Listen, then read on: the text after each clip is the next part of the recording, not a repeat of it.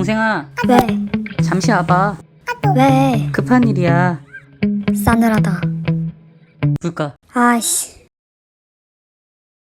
오늘 어쩌다 빌런의 주제는 부모님들의 사랑스러운 자식인 형제, 자매 이들의 이야기입니다. 오늘도 도움 주실 선생님 모셨습니다. 안녕하세요. 정신건강의학과 전문의 김민경입니다.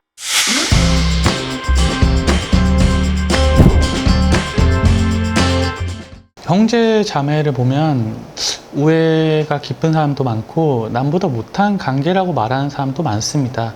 형제, 자매 이들의 관계란 뭐라고 정의를 내려야 할까요? 네, 그 형제는 태어나서 처음 만나는 경쟁 상대이기도 하고 가장 가까이에서 자라면서 서로 의지하고 도움을 줄 수 있는 관계 이렇게 볼 수 있습니다. 성인 되기 전에는 진짜 죽어라 싸웠는데 서로 고민 상담도 해주는 그런 사이입니다. 동거 가족? 제 생각에는 이들의 중심에는 보통 부모가 있다고 생각이 듭니다. 부모님도 사실 아이를 처음 키우는 거잖아요. 어떻게 하면 좋을지 고민이 많을 것 같습니다. 부모님이 가정의 평화를 지키려면 어떻게 해야 할까요? 네.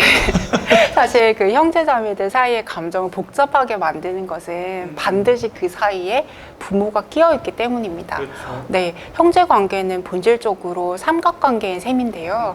이것을 오이디푸스 컴플렉스와 비교하기도 하거든요. 이 오이디푸스 컴플렉스는 아버지를 죽이고 어머니를 차지하고 싶은 욕망과 그 욕망을 아버지에게 들켜서 거세당하지 않을까 하는 두려움이 동시에 있는 거잖아요.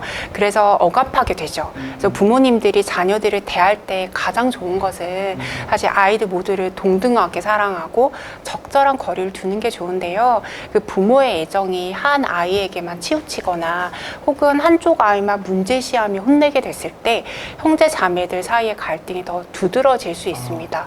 그리고 이런 경우도 흔한데요. 부부관계가 좋지 않을 경우에 부부들 중 한쪽이 자녀에게 지나치게 의존하게 되는 경우도 있습니다.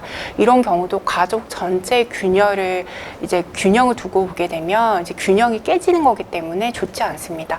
부부 문제가 있다면 부부끼리 부부 사이에서 해결을 해야 하는 거죠. 성인이 되어서도 이제 관계가 여전히 회복이 안 되는 가족들이 많아 보이더라고요. 끊을 수 없는 이 사이인 이들 어떻게 하면 좋을까요? 네, 맞습니다. 말씀 주신 것처럼 어릴 때는 사실 많이 다투거든요. 그게 너무나 당연하고 다투면서 형제 자매들은 클 수밖에 없는데 이제 커서 이제 좀 감정의 골이 계속 지속이 된다든지 혹은 이제 부모님과 자녀 사이에 감정의 골이 깊은 경우도 꽤 있어요.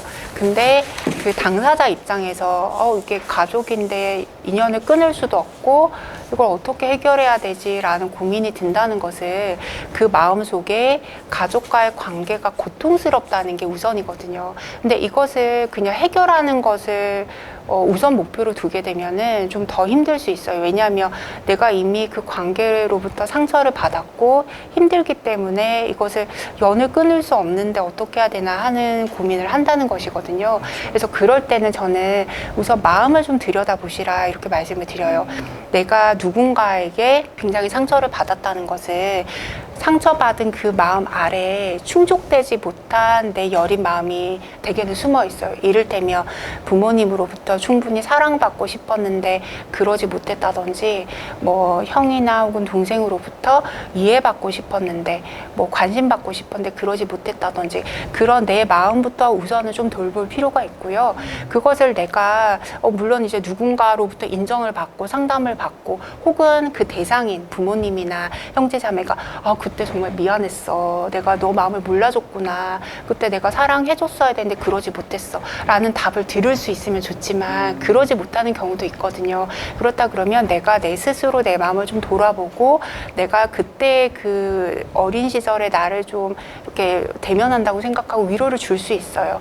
그러고 내 마음을 좀 돌본 다음에 관계를 다시 보면은 새롭게 시각이 좀 보이는 경우도 있거든요. 사실 스스로 돌보기가 힘들어서 상담실을 찾아오시는 분들이 꽤 많은데 내가 충족받지 못한 내 마음을 조금 돌보기 시작하고 그것을 저와 상담하면서 조금 나누다 보면 부모님이나 형제자매를 굉장히 미웠는데 너무 화가 나고 다시는 보고 싶지 않았는데 내 마음을 내가 좀 돌보게 되고 인정을 해주면서 아, 엄마도 그때는 그럴 수밖에 없었을 수도 있겠다라는 이해를 할 수 있게 된다고 해요. 그러니까 어떻게 보면 내가 내 마음을 좀 인정하게 되면 항상 화나고 분노에 있는 내 마음만 보게 되는 것이 아니라 내 마음의 폭이 좀 넓어지는 것처럼 상대를 바라보는 폭이 좀 넓어지게 되는 거죠. 근데 그런 작업을 하기 전에 그냥 이전에 어떤 서운했던 마음을 그냥 좀 풀려고 하게 되면 우리가 본능적으로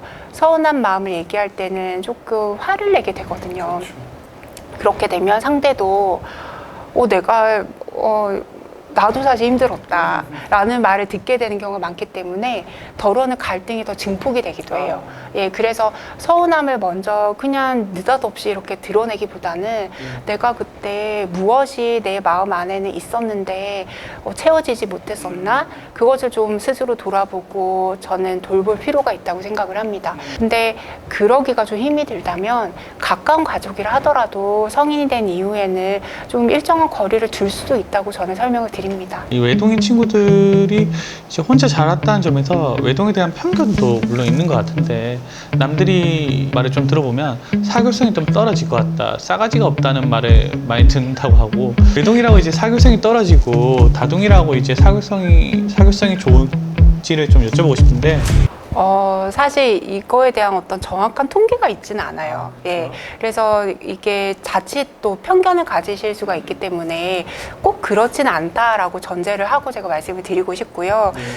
그래도 상식적으로 생각해 보면 외동보다는 형제가 많은 게 사교적인 면을 배우는 데 있어서는 사실 좀 유리하긴 합니다. 왜냐하면 태어나서 경쟁자가 전혀 없이 자라는 거 하고 내가 딱 태어났는데 경쟁자가 먼저 있어요. 그거하고는 사실 내가 삶을 살아가는 전략을 수립하거나 관계를 하는데 이게 같을 수는 없겠죠. 그렇죠. 예, 그런 측면에서는 사실 우리가 아무래도 외동보다는 다둥이가 조금 더 사회성이 좋지 않을까 생각은 할 수 있지만 외동 같은 경우도 사실 우리나라 같은 경우는 이제 굉장히 어려서부터 교육을 받잖아요. 네, 뭐 유치원도 다니고 학교도 가고 그러면서 친구들과 또 그런 관계를 충분히 형성을 할 수 있기 때문에 어떻게 보면 외동은 굉장히 좀 이렇게 외골수이고 뭔가 버릇이 없을 것 같고 다둥이는 무조건 사교성이 좋다라는 이분법적인 사고는 어떻게 보면 좀 경계를 해야 된다 이렇게 생각을 합니다. 외동이냐 아니냐에 관련된 재미있는 연구가 제가 갑자기 생각이 나는데요.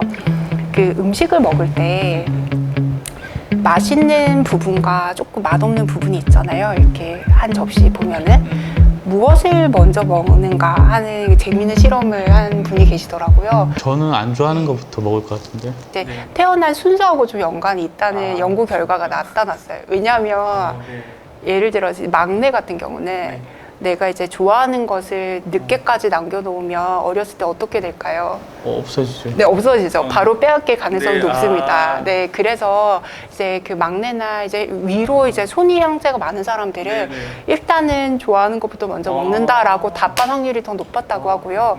첫째들은 좋아하는 걸 맨 마지막에 남겨둔다는 답을 하는 확률이 더 높았다고 해요. 네, 이렇게 굉장히 사소한 거지만 태어나는 순서에 따라서 우리가 나도 모르게 그런 것들이 몸에 조금 뵐 수 있다 이렇게 생각해 볼 수 있을 것 같아요. 형제 자매에 대한 한 줄 정의를 내려주신다면 어떨까요? 네, 형제 자매란 부모와 달리 같은 세대를 살아가며 서로 위로를 주고받을 수 있는 소중한 관계다 이렇게 생각합니다.